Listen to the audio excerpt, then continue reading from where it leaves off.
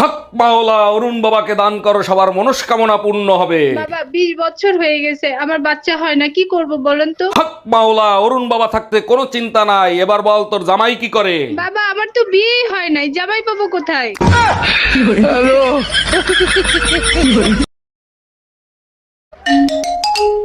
Hello. আচ্ছা, আপনি কি বিবাহিত? জি আমি বিবাহিত, আপনি কে? আমি তোর গার্লফ্রেন্ড, শালা ধোঁকাবাজ। সরি বেবি, আমি ভাবছিলাম আমার বউ। আমি তোর বউই কইতে আছি, আজকে তুই শুধু বাসায় আয়।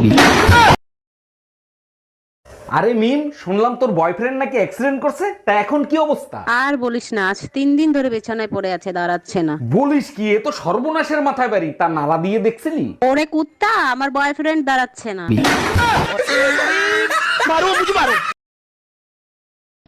হ্যালো গুগল, 2026 সালে নিজেকে পাল্টাতে চাই, কিভাবে পাল্টাবো?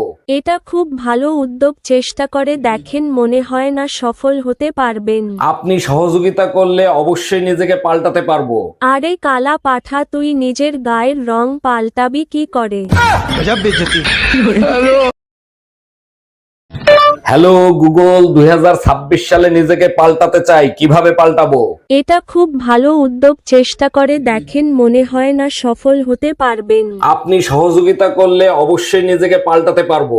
আরে কালা পাঠা, তুই নিজের গায়ের রং পাল্টাবি কি করে?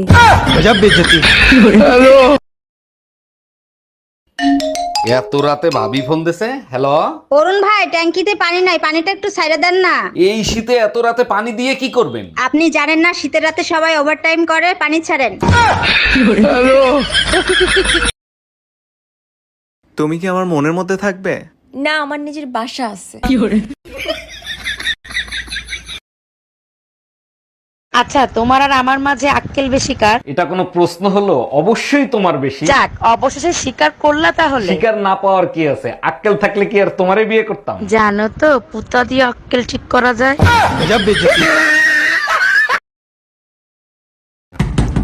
জি ম্যাডাম বলেন। স্যার, আমাদের স্কুলে আপনার বাচ্চা ভর্তি করানোর জন্য আসছি। আমরা নিজেদের সন্তানের মতো করে লেখাপড়া শিখাই। তার জন্য 7 বছর আপনাকে আমার সাথে থাকতে হবে। কেন আমাকে থাকতে হবে কেন? আমি তো অবিবাহিত, আপনারে দিয়ে বাচ্চা পয়দা করব, সেই বাচ্চা আপনার স্কুলে ভর্তি করব।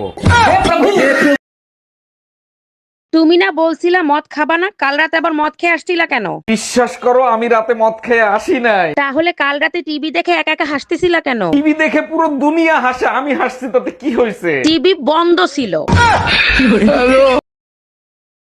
শীত আইসা পড়ছে, এখন শুধু ঠোঁট ফাটবে, কপাল তো আগের থেকেই ফাটা।